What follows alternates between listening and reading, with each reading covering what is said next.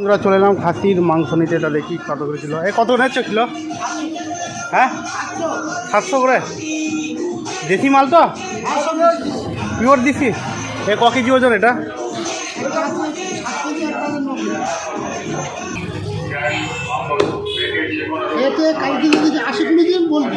হ্যাঁ মাংস খেলাম।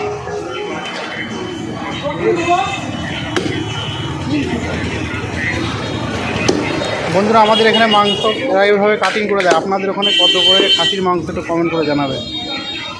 300 টাকা